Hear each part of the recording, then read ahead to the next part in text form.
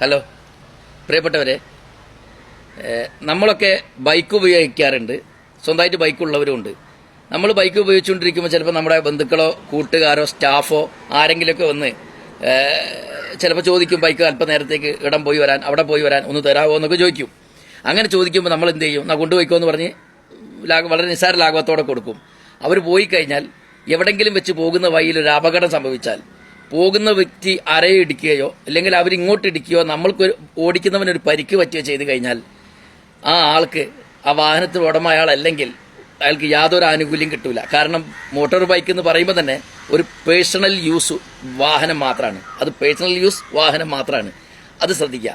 അപ്പോൾ അതുകൊണ്ട് തന്നെ അത് മോട്ടോർ ബൈക്കുകളുടെ മറ്റൊരു ആക്ടിൽ പറയുന്നത് ഭാര്യ, മക്കൾ എന്നീ ആൾക്കാർക്ക് പേഴ്സണൽ യൂസ് ആയിട്ടുള്ള വാഹനം ഉപയോഗിക്കാം, അതിൽ ക്ലെയിം കിട്ടുകയും ചെയ്യുമെന്ന് പറയുന്നുണ്ട്. പക്ഷെ ആർക്കില്ല?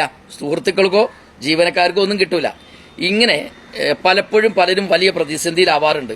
മാത്രമല്ല, എന്റേതല്ലാത്ത വാഹനം ഞാൻ കൊണ്ടുപോയി ബൈക്ക് ഒരാൾ ഇടിക്കുക മരിക്കുകയോ ചെയ്തിട്ടുണ്ടെങ്കിൽ ഞാൻ അവിടെ പ്രതിയായി മാറുകയാണ്.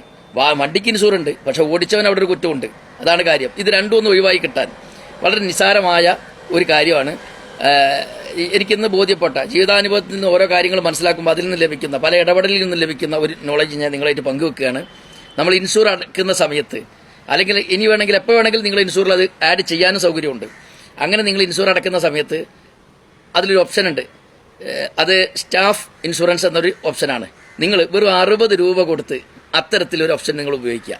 60 രൂപ കൊടുത്ത് അത് ആഡ് ചെയ്യുക. അങ്ങനെ ചെയ്ത് കഴിഞ്ഞാൽ നമ്മൾ സ്വകാര്യ തേർഡ് പാർട്ടിയെ ചെയ്യുകയാണെങ്കിൽ ആ തേർഡ് പാർട്ടി ഇൻഷൂറിന്റെ കൂടെ തന്നെ ഒരു 60 രൂപ കൊടുത്ത് ഇതും കൂടെ ചെയ്ത് കഴിഞ്ഞാൽ ആരാണോ നമ്മളെ വാഹനം എടുത്തുകൊണ്ട് ഉപയോഗിച്ചത്, അത് ആരായിക്കോട്ടെ, അവർക്കും എന്തുണ്ട്? ഇൻഷൂറിന്റെ എല്ലാ ആനുകൂല്യമുണ്ട്. ഇനി ആ പോകുന്ന വ്യക്തി വയലിൽ വെച്ച് നമ്മുടെ വാഹനം കൊണ്ടുപോയി അവൻ മരിക്കുകയാണെങ്കിൽ നമ്മൾ ഉടമ മരിച്ച അതേ ആനുകൂല്യങ്ങളൊക്കെ അതിലും ഇൻഷൂറിന് ലഭിക്കുകയും ചെയ്യും. അതുകൊണ്ട് ഇത് മിസ് ചെയ്യരുത്. 60 രൂപയല്ല, വലിയ ഉപകാരം ജീവിതത്തിലുണ്ടാവും. തീർച്ചയായിട്ടും ഖേദിക്കേണ്ട സമയങ്ങളിലേക്ക് ഈ 60 രൂപ നമ്മളെ സഹായിക്കും.